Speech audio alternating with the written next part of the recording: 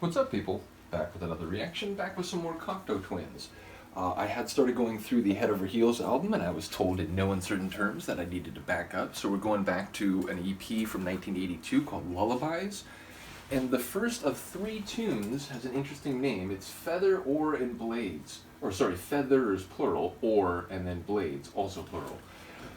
The first thing it makes me think of is, like Vikings or some sort of, old history of riverine expeditions by Norsemen or others, because it makes me think about, battle adornments as well as oars, canoes traveling upriver, trying to get as far inland as possible, and blades, it makes me think of swords, it makes me think of weapons. So it might be something completely unrelated to that, but my immediate thought is, if not Norsemen, some form of warrior group in the past, with significance perhaps to the feathers. So yeah, we'll see what it's about. But again, at this point, a number of people have said for a few of their songs that lyrics, they're hard to determine in some cases. Fans have different opinions on what is actually being said.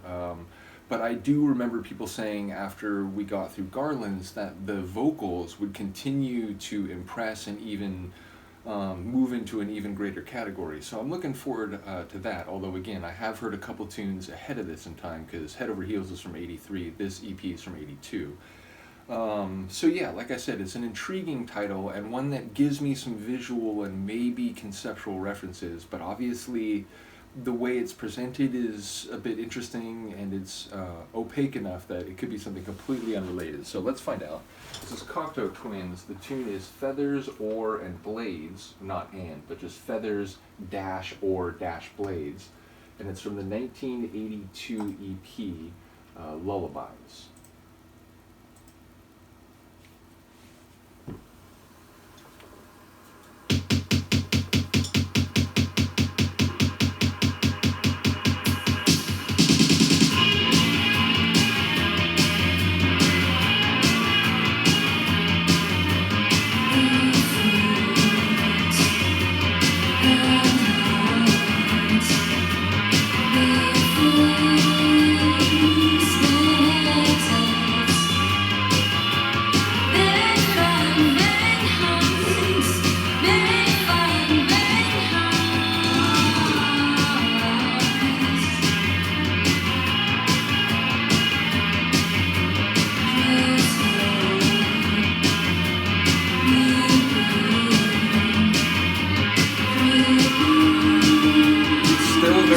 Even if it's a bit more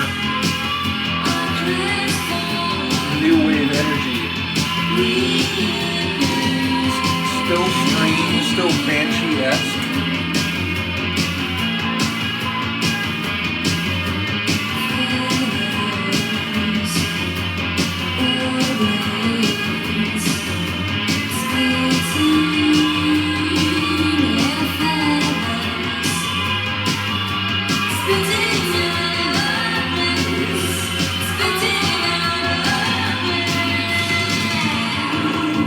Splitting our what? I thought she said splitting our garlands. Okay, wait, what?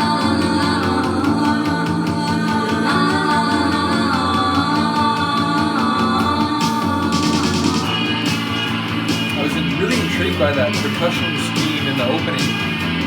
I felt it coming there. It was really cool.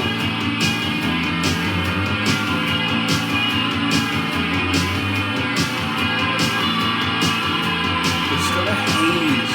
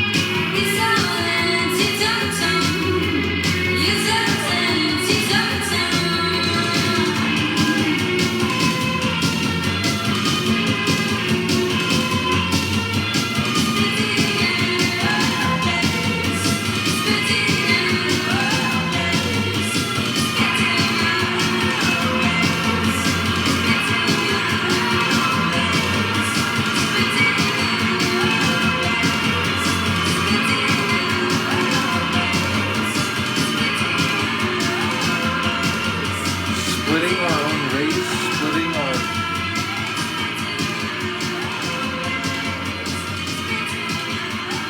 It sounds like spitting. I'm not sure. It's like that line. It sounds like splitting our own race, but it's just the most clear example of what some of the other lines were, where it's like, I think maybe I'm hearing particular words, but it's, it's almost like her vocals. It's not just that they're haunting and they sort of fill the space so they're a bit harder to make out, but it's like they're almost lower in the mix compared to some other groups. It's like the voice is but one of many instruments here.